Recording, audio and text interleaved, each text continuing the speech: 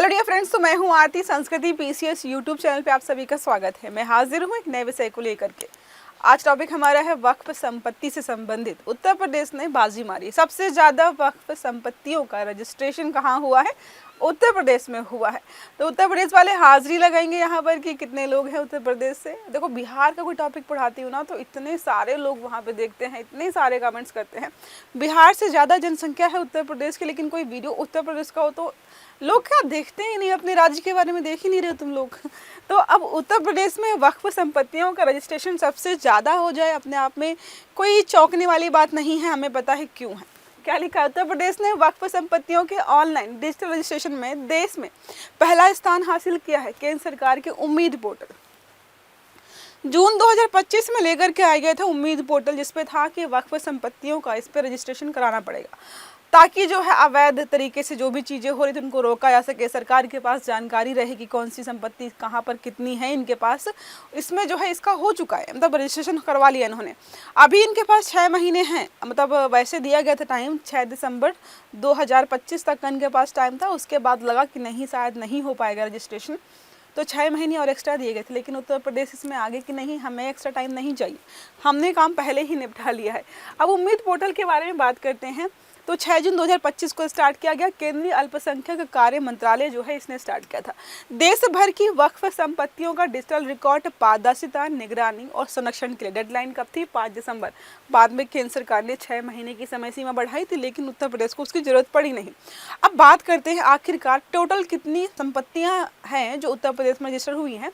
तो कुल online registration हुआ है 92,832 वक्फ संपत्तियों का, जिसमें सुन्नी वक्फ की हैं कितनी? 86,347। सिया हैं 6,485। तो थोड़ा सा डिफरेंस कुछ ज़्यादा ही दिखाई दे रहा है हमें यहाँ पर। देश में सर्वाधिक कहाँ पर है? उत्तर प्रदेश में। निर्धारित समय से पहले इन्होंने पूरा खौफ देख रहे हो यहाँ पे। अब बात करते हैं जिलेवार कि किस जिले में सबसे ज़्यादा है। सिया वक्फ संपत्तियाँ सबसे ज़्यादा इन्हीं की है, तो इन्हीं को देख लेते हैं हम। लखनऊ में 625 हैं। फिर सेकंड पर आता है अमरोहा और थर्ड नंबर पर आता है 533 मेरठ में। ठीक है।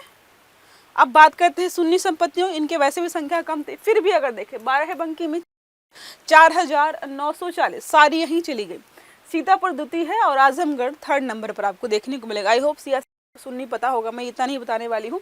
अन्य अग्रणी जिले में बिजनौर है, मुरादाबाद, सहारनपुर, मेरठ और जौनपुर, इनमें भी आपको संपत्तियां इनकी देखने को मिल जाएंगी। अब उत्तर प्रदेश सरकार की भूमिका क्या है? कैसे इन्होंने समय के पहले सारा रजिस्ट्रेशन करा लिया? पहली बात तो है इन्होंने प्रशासनिक सहयोग बहुत किया, जागरूकता फैलाई। यहाँ पर देखिए लिखा है जागरूकता फैलाई, प्रशासनिक सहयोग, निगरानी रखी, मुतालबियों को तकनीकी सहायता भी दी। अब जिनको नहीं पता था कि रजिस्ट्रेशन कैसे कराना उनको सिखाया भी गया है, समयबद्ध कार्यान्वयन किया गया। परिणाम स्वरूप क्या हुआ? अधिकांश लोगों ने समय से पहले ही यहाँ पर रजिस्ट्रेशन करा लिया। अब बात करते हैं इसका महत्व क्या है। तो वक्फ संपत्तियों के लिए क्या होगा?